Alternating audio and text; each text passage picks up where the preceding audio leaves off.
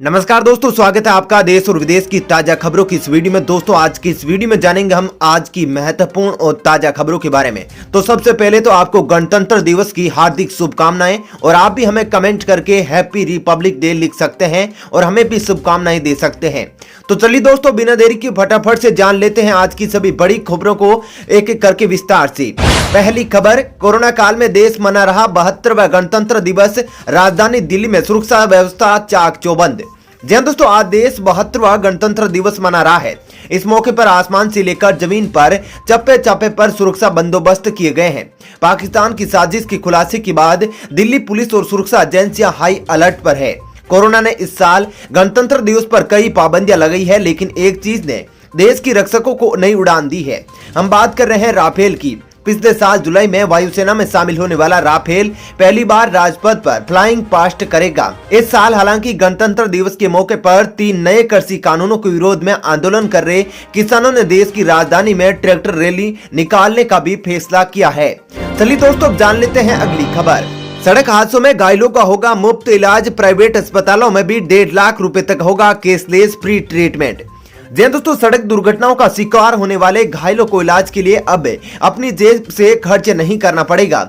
उन्हें निकटतम नजदीकी अस्पताल में मुफ्त इलाज की सुविधा मिलेगी, फिर चाहे वे निजी अस्पताल या नर्सिंग होम ही क्यों न हो। नितिन गडकरी की अध्यक्षता वाले सड़क परिवहन मंत्रालय की योजना के अनुसार जल्द ही सड़क दुर्घटनाओं में घायलों को 1.5 लाख रुपए तक का मुफ्त इलाज की सुविधा उपलब्ध करवाई जाएगी।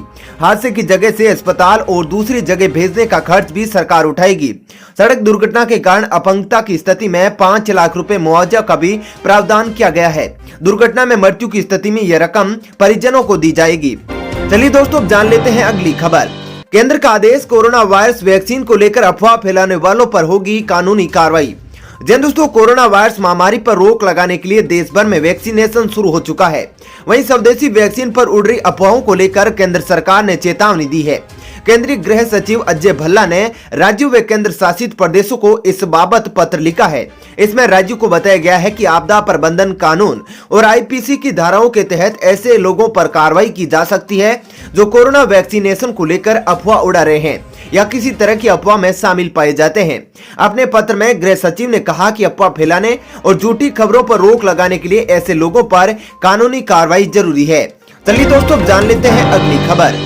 सीमा विवाद के बीच अग्रिम मोर्चे से अपने अपने सैनिकों को पीछे हटाएगा भारत और चीन, 16 घंटों की बैठक में बनी सहमति। जी दोस्तों, भारत चीन के सैन्य कमांडरों के बीच रविवार देर रात हुई मैराथन बैठक में दोनों देश अग्रिम इलाकों से सैनिकों को पीछे हटाने पर सहमत हो गए हैं। सोमवार को जारी संयुक्त बयान में यह जानकारी दी गई है। पूर्वी लद्दाख में दोनों देशों के बीच कई मायनों में गतिरोध को खत्म करने के लिए रविवार को 9वें दौर की बैठक हुई थी। यह बैठक सुबह 10:30 बजे से लेकर रात 2:30 बजे तक तकरीबन 16 घंटे चली। इसके बाद सोमवार शाम को एक संयुक्त बयान जारी किया गया है, जिसमें बताया गया है कि दोनों देश अपनी सेनाओं को अग्रिम मोर्चों से हटा देंगे। चलिए दोस्तों, अब जान लेते हैं अगली खबर। पुराने वाहन मालिकों को केंद्र सरकार की ओर से बड़ा झटका, ग्रीन टैक्स को मिली मंजूरी, जानिए कितना लगेगा टैक्स। जी हां दोस्तों, केंद्र सरकार प्रदूषण के मद्देनजर पुराने वाहनों पर ग्रीन टैक्स लगाने की तैयारी कर रहा है। इसी कड़ी में केंद्रीय सड़क परिवहन व राजमार्ग मंत्री नितिन गडकरी ने प्रदूषण फैलाने वाले पुराने वाहनों पर ग्रीन टैक्स के तौर पर शुल्क लगाने के प्रस्ताव को मंजूरी दे दी है। अब इस प्रस्ताव को विचार विमर्श के लिए राज्यों को भेजा जाएगा। राज्यों से हरी झंडी मिलने के बाद इस टैक्स को अधिसूचित कर दिया जाएगा। वहीं सड़क परिवहन व राजमार्ग मंत्रालय के मुताबिक 8 साल से पुराने वाहनों पर फिटनेस सर्टिफिकेट के नवीनीकरण के समय रोड टैक्स से 25% तक ग्रीन टैक्स वसूला जा सकता है। चलिए दोस्तों, जान लेते हैं अगली खबर। यूपी में घर पर तय मात्रा से अधिक शराब रखने को मिली मंजूरी, जानिए क्या है नए नियम। जी दोस्तों, यूपी में नई आबकारी नीति के तहत घर में तय मात्रा से ज्यादा शराब रखने को मंजूरी मिल गई है।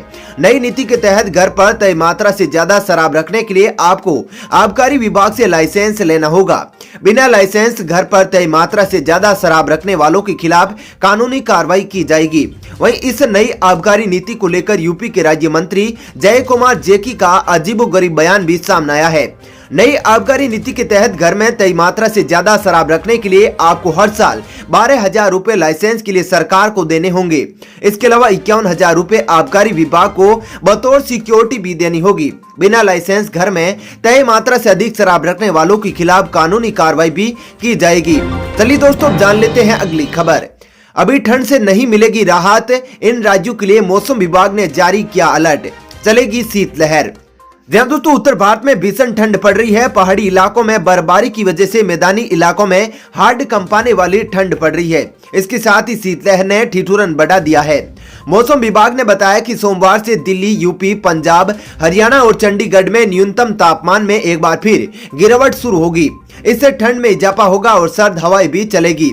मौसम विभाग के मुताबिक यूपी में अगले 26 जनवरी तक पंजाब, हरियाणा और चंडीगढ़ में 2 दिनों तक कड़ाके की ठंड जारी रहेगी। इसके साथ ही 27 जनवरी तक उत्तरी राजस्थान, पंजाब, हरियाणा, चंडीगढ़, पश्चिमी उत्तर प्रदेश और पश्चिमी मध्य प्रदेश में शीतलहर चलेगी। चलिए दोस्तों, जान लेते हैं अगली खबर। सिंगू और टीकरी बॉर्डर पर किसानों ने बैरिकेड्स तोड़े, गणतंत्र दिवस समारोह से पहले दिल्ली में दाखिल होने की कोशिश। जी दोस्तों, कृषि कानूनों के विरोध में चल रहे किसान आंदोलन के दौरान 26 जनवरी को निकाले जाने वाले ट्रैक्टर मार्च के लिए हजारों किसानों की भीड़ सिंगू, टीकरी और गाजीपुर बॉर्डर पर जुट गई है। सभी बॉर्डरों पर जहां देखो वहां किसान और उनके ट्रैक्टर दिखाई दे रहे हैं। बॉर्डर पर ट्रैक्टर मार्च को लेकर तैयारियां भी जोरों पर है। साथ ही आतंकी हमले के इनपुट्स के बीच में किसानों के आंदोलन को देखते हुए गणतंत्र दिवस समारोह की सुरक्षा के कड़े इंतजाम किए गए हैं। नई दिल्ली का एरिया पूरी तरह से छावनी में बदल दिया गया है। चलिए दोस्तों, जान लेते हैं अगली खबर। एक बार फिर बढ़े पेट्रोल और डीजल के दाम, जानिए क्या है आज के नए रेट। जी दोस्तों, जनवरी की शुरुआत से अब तक पेट्रोल और डीजल के दाम लगातार नए स्तर को छू रहे हैं। दोनों के मूल्य में समय समय पर बढ़ोतरी देखने को मिल रही है। इंडियन ऑयल की वेबसाइट के मुताबिक मंगलवार को भी पेट्रोल और डीजल के दाम में वृद्धि देखने को मिली। राष्ट्रीय राजधानी दिल्ली में पेट्रोल के दाम में 35 पैसे की बढ़ोतरी देखने को मिली है। इससे पेट्रोल की कीमत 86.5 रुपए प्रति लीटर पर पहुंच गई है। वहीं दूसरी ओर डीजल 76.23 रुपए प्रति लीटर पर पहुंच गया। साथ ही मुंबई में पेट्रोल का दाम 92.62 रुपए प्रति लीटर पर पहुंच गया है। इसी तरह 1 लीटर डीजल की कीमत 83.3 रुपए पहुंच गई है। वहीं पश्चिमी बंगाल की राजधानी कोलकाता में पेट्रोल 87.45 रुपए प्रति लीटर पर बिक रहा है। इसी तरह 1 लीटर डीजल खरीदने के लिए आपको 79.83 रुपए प्रति लीटर की दर से भुगतान करना होगा। चेन्नई में पेट्रोल की कीमत 88.60 रुपए प्रति लीटर तक पहुंच गई है। दूसरी ओर डीजल की कीमत 81.47 रुपए प्रति लीटर पर ट्रेंड कर रही है।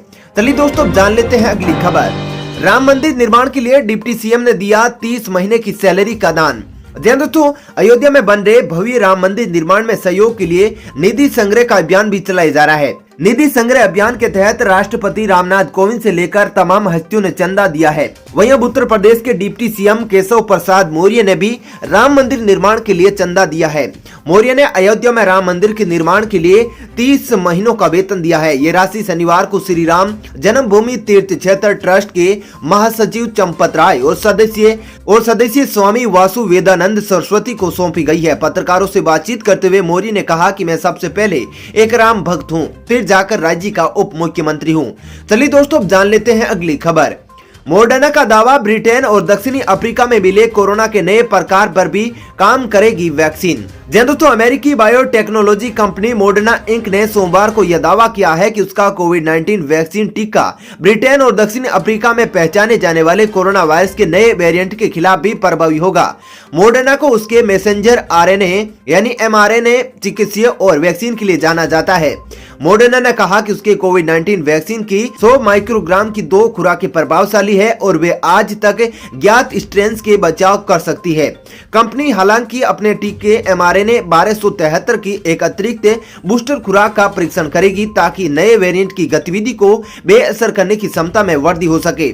यह दक्षिणी अफ्रीका में पहली बार पहचाने जाने वाले वेरिएंट भी 1.351 के खिलाफ भी नया बूस्टर दवा को तैयार कर रहा है। वहीं मॉडर्ना के सीईओ स्टीफन बंसेल ने एक बयान में कहा कि कंपनी बहुत सावधानी से नई दवा निर्माण के लिए आगे बढ़ रही है।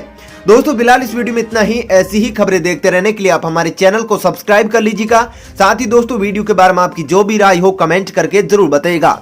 और दोस्तों, यदि आप भी हमारी मेहनत को सपोर्ट करना चाहते हैं तो इस वीडियो को लाइक और शेयर जरूर कीजिएगा। धन्यवाद।